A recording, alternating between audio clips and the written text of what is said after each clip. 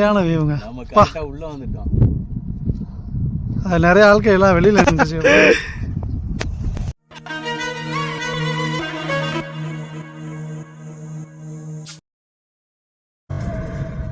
சூப்பரா இருக்கியா? நிஜமா நல்லா இருக்கு.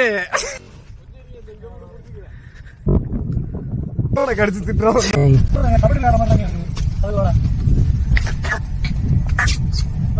பாவம்.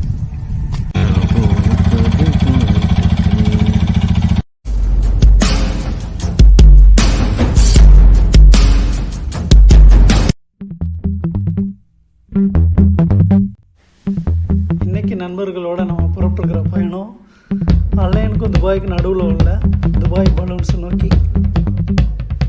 அழகான காலை பொழுதில் சில்லுங்கிற காற்றோட நண்பர்களோட பயணம் போகிறது எங்கே போனால் சரிதான், சந்தோஷம் தான். இல்லை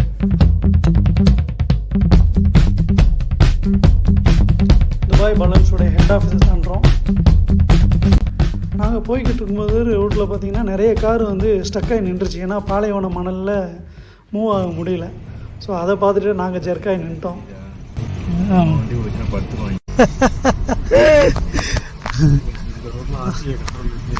ஆமே நீங்கள் அப்போ தள்ளுதெல்லாம்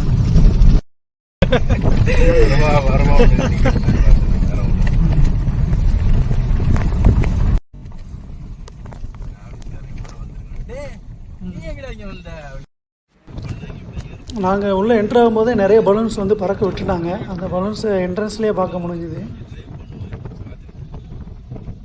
ஆமாம், அதுக்கு தான் இங்கிட்டு வந்தேன்.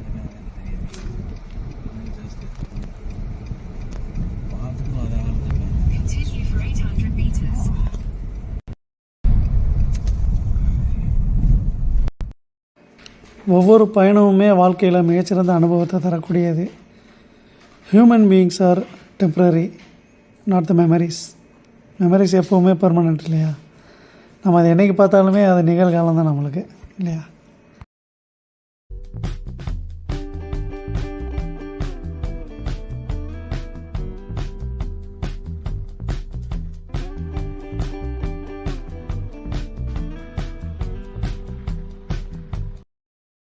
வழிநடுக காட்டு மல்லி மாதிரி வழிநடுக ஒட்டகங்கள் தான் எங்கே பார்த்தாலுமே.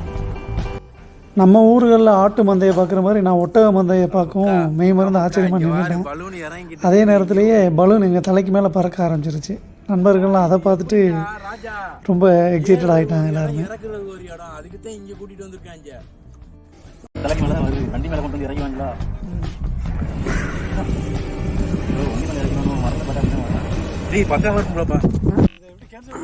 நான் என்ன ஒரு மிஸ்டேக் பண்ணிட்டேன் அப்படின்னா, ஸ்ப்ளிட் வியூ கொடுத்துட்டேன் ஃப்ரண்ட் அண்ட் பேக் வீடியோ எடுக்கிறப்ப. ஸோ அந்த டைமில் பலூன் வரவும் அதை கிளியராக கவர் பண்ண முடியாமல் போயிடுச்சு. அப்புறம் ஒரு வழியாக சமைச்சு இன்னொரு வீடியோவில் எடுத்தாச்சு. அது ஒரு வாவான எக்ஸ்பீரியன்ஸ் தாங்க. நாங்கள் என்ன நினச்சி போனோம் அப்படின்னா, சரி நம்ம தூரத்துலேருந்து பார்ப்போம் பலூன்ஸு அப்படின்னு சொல்லிட்டு அந்த பேராஷூட்டை. ஆனால் நம்ம தலைக்கு மேலேயே ஒரு பறவை மாதிரி போகுது அப்படின்னாவே அதை இமேஜின் பண்ணவே முடியல. பயங்கரமான ஒரு நல்ல ஒரு எக்ஸ்பீரியன்ஸ். நிறைய ஆட்கள் எல்லாம் வெளியில் நின்றுருக்கு.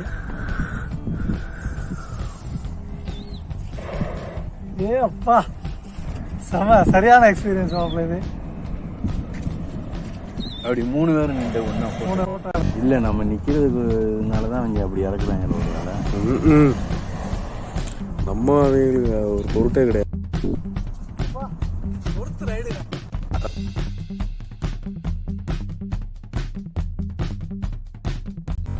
என்ன எங்கே இறக்குறாங்க? இங்கே இறக்குறாங்கப்பா. நாங்கள் நினச்சது பலூனை டீசெண்டாக ஒரு இடத்துல கொண்டு வந்து இறக்குவாங்க அப்படின்ட்டு. அதை பார்த்தா சாஞ்சி கவுந்த மாதிரி கவுந்துருச்சு. எப்படி கவுந்து பாருங்க, கவுத்திட்டாங்க.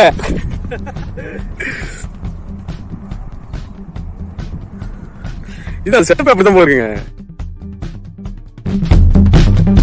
அதை தொடர்ந்து நிறைய பலூன்ஸ் வந்து 1 by 1 வந்துகிட்டே இருந்துச்சு. சைடில் ஒட்டகமும் மேய்ச்சலுக்காக போயிட்டு இருந்துச்சு.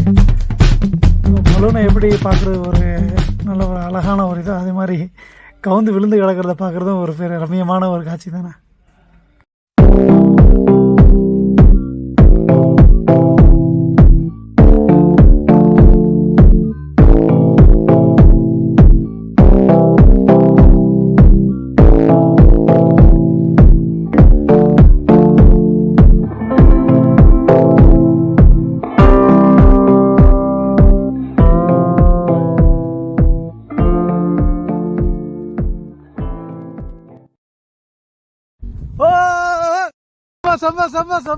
நண்பர் நின்ன வியூ வாழை என் வாழவே வாழவே அப்படின்னு சொல்லிட்டு அந்த பலூன் இறங்குறதுக்கும் அந்த சன்ரைஸுக்கும் அந்த ஷேடோ இயற்கையை ரசிப்பதற்கு யாரால தான் மறக்க முடியும்.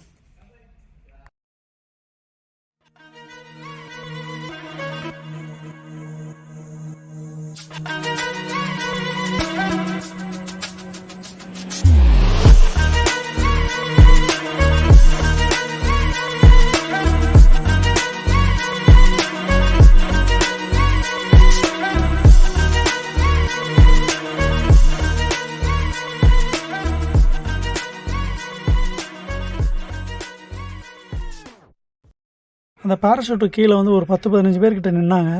நான் சரி பழக்கமானவங்க மாதிரி சித்தப்பா நல்லா இருக்கீங்களா அப்படின்னு கை காமிச்சேன். ஆனால் யாரும் கண்டுக்கிறல.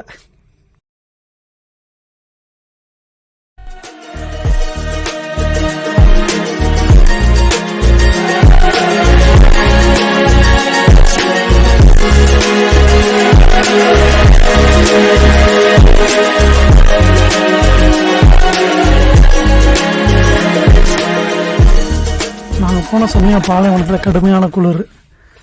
எல்லாரும் அந்த பக்கம் ஒட்டகம் இருக்குன்னு சொல்லுவோம். ஒட்டகத்தை பார்க்குறதுக்காக விரைஞ்சு போகிறோம். 2 பேரும் வாழ்க்கையை தேடி புதிய வாழ்க்கையை தேடியா?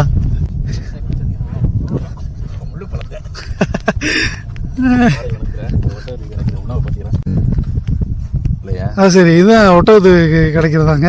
சாப்பிடுங்க. எல்லாத்தையும் சாப்பிடும் ஒட்டகம் சொல்லால.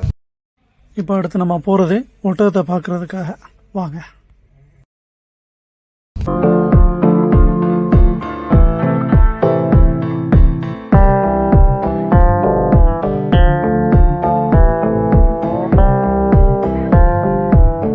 இன்னொரு அடி தூக்கி போடுங்க.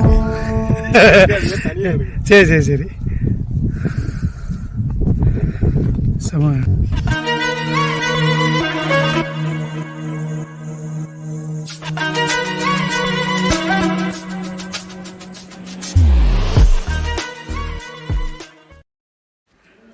ஒட்டகத்துடைய இயல்பான படைப்பை வந்து ரொம்ப அறிவியல் பூர்வமான ஒரு படைப்பு.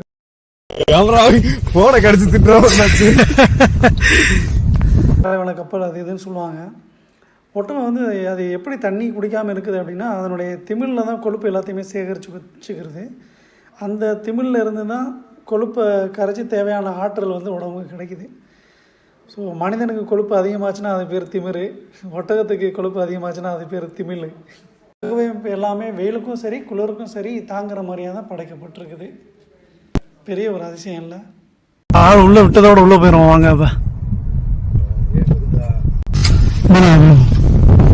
முஷ்கல் ஒட்டா வளர்க்குற ஆளோட நம்ம வந்து நிற்கிறோம். मुश्किल नहीं है वो मैं टच करना नहीं देता है नहीं எல்லாம் குட்டி மச்சான். பாலைவனத்தில் ஒட்டகத்தை வளர்க்குற இடத்துக்குள்ளே நுழைஞ்சிருக்கோம். பாவம் அது எங்களை கண்டோடனே மிரண்டு ஓடிச்சிடலாம். எல்லாம்மா ஓடுதுங்க, கபடி விளையாடுற மாதிரி தாங்க இருக்குது அதுகளோட. எல்லாம் மிரளுதுங்க பாவம். வீடியோ பண்ணுவாங்க. 3 பேரும் உள்ள ஒன்றா வந்து நிற்போம் அப்படியே. ஆமாம் இல்லை இல்லை இல்லை ஒட்டகம்லாம் எங்களை கண்டு தெரிச்சு ஓடிடுச்சு. நண்பர் பாவம் ஆர்வம் மீதில் ஒட்டகத்தை பேக்ரவுண்டாக வச்சு ஃபோட்டோ எடுக்கலான்ட்டு எல்லா ஒட்டகம் ஓடினதுக்கப்புறம் ஆளே இல்லாத கடையில் யாருக்குப்பா டீ யாத்திரை அப்படி ஒரு மொமெண்ட்டாக போச்சு. அதோட ஒட்டகத்திட்ட சொல்லிட்டு தான் வந்தோம், உங்களை மாதிரி தான்ப்பா நாங்களும் பாலைவனத்தில் தான் கிடக்குறோம் அப்படின்ட்டு வந்து ஒட்டகத்தை பக்கம் உள்ளவே வந்தாச்சுங்க நண்பர்களோட. பங்காளியா? मद्रासी मालूम है मद्रासी नहीं मालूम. நல்ல வேலை அவர் தான் ஒட்டகத்தை மேய்க்கிற ஆள். கீழே எல்லாரையும் உள்ள பர்மிஷன் கொடுத்து உள்ளே அனுப்பிச்சது அவர் தான். சூடு தாங்க முடியாமல் நம்ம செருப்பு போடுவோம், இல்லைன்னா நிழல் தேடி ஓடுவோம். செருப்பு போட்டால் எப்படி நடக்க முடியுமோ அப்படி இருக்கணும் அதனுடைய தோல். அப்படி தான் அதை படைக்கப்பட்டிருக்கு. மணல்லே அது என்ன பண்ணும், கீழே உட்காரும். அப்போ உட்காரும் போது வயிறில் பார்த்தீங்க அப்படின்னா அந்த வயிறுமே ரொம்ப ஒரு ஹார்டான ஒரு மெட்டீரியல், அது தோல் தான்.